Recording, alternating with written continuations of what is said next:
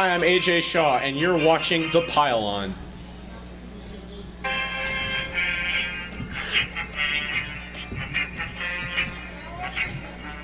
The Pile-On is brought to you by Goodyear.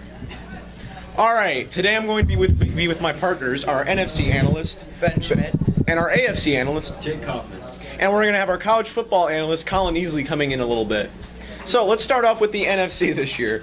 Ben, go ahead and give us your predictions. So this should be a very close race throughout the NFC this year. A lot of teams that I think you contend.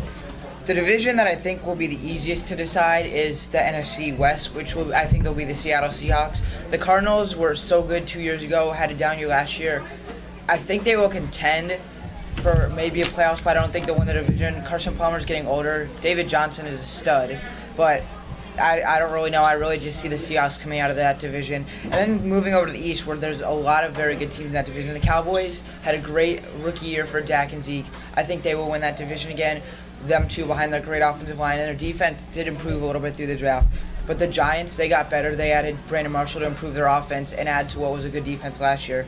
The Eagles added a lot of weapons around Carson Wentz, running back Garrett Blount, and wide receiver Alshon Jeffrey, so they could easily at least contend for a wild card spot. And the Redskins were contending for a wild card spot down to the end of the year last year, so they could be there again this year too. All depends on how Kirk Cousins played. In the South, I think the defending NFC champs, the Falcons, will come out of that division. But the young Buccaneers, adding Deshaun Jackson, could at least contend a little bit. And the Panthers, 2 seasons ago, Cam was the MVP. He could have a bounce-back year. But I still think the Falcons come out of that division. And then the NFC North, the Packers, Aaron Rodgers, even though he is a little bit on the backside of his career, I think he will lead that team to a division title. The Vikings, they were 500 last year. I think they're going to be about 500, not enough to get into the playoffs this year. And the Lions, I don't think Stafford is going to be able to come back as many games like last year. So I think that division, the North, will be the Packers. All right, interesting selections right there. And now over to the AFC with our host, Jake Kaufman. Thanks, AJ. So for the AFC East, I have a real shocker. The New England Patriots. This team got a lot. This team was so great last year, but it got even better by adding Brandon Cooks. You still have Tom Brady, you still have Bill Belichick, you still have Julian Edelman, you have Gronkowski coming back. This team is just so stacked. I just don't see how the Dolphins or any other team can challenge them.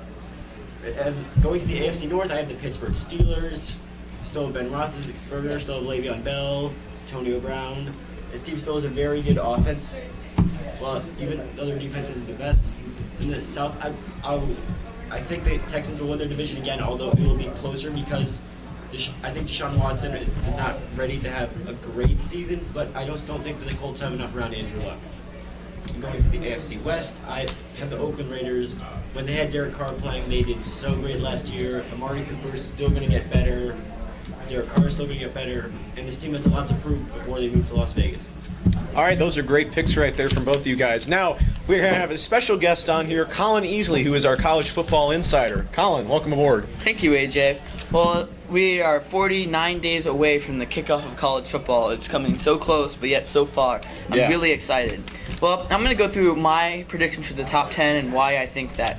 Number one, of course, I have Alabama. Their defense always is the best in the country. They're bone-crushing, play-to-play. Even their offense is good with quarterback Jalen Hurts able to play the short game and just run out opponents that way. And number two, we have Ohio State. Ohio State returns quarterback J.T. Barrett. He's been there for a long time. He knows the system. And so I got them at number two because their offense is explosive and they know how to control plays. At number three, we have USC. Everyone's talking about this new quarterback, Sam Darnold from USC. I think he's going to be good if he stays healthy. The health factor for me is a big deal. If he stays healthy, they could be number three. You also have tools like Juju Hester-Smith, which will be great on the receiving core. At number four, non-biasly, I have Oklahoma State. They have one of the best receiving cores in the nation and one of the best quarterbacks in the nation, Mason Rudolph. Their struggle is on defense, but in the Big 12, the offense is the most vital part to being successful. So I think if they could put as much points, they could put 50 points on the board a game, I think they could be in the top four. At number five, I have the Florida State Seminoles.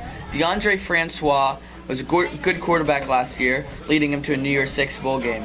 Don't forget about their defense as well too. Their defense is also electric and could stop a lot of yards and good offenses too. At number six, I have Washington.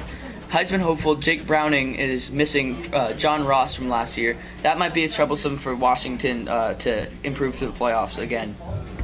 At number 7, I have Georgia because of Nick Chubb and Jacob Eason at the quarterback position. Their offense will be great, and I think they can control and win the SEC East. At number 8, I have Auburn. They got Baylor transfer Jared Stidham. I think they could be great with a great offense. And at number 9, I have Penn State with Saquon Barkley. He's one of the best running backs in the game. I think they could lead him number 9. And number 10, I have K-State with Jesse Ertz and a great experienced defense. I think they could be in the top 10. Well, that's it for me. Well, those are nice picks there, by the way, Colin. So that's going to be all for the pile on today. I'm AJ Shaw. I'm Ben Schmidt. I'm Jake Kaufman. I'm Colin Easley. Thanks for watching.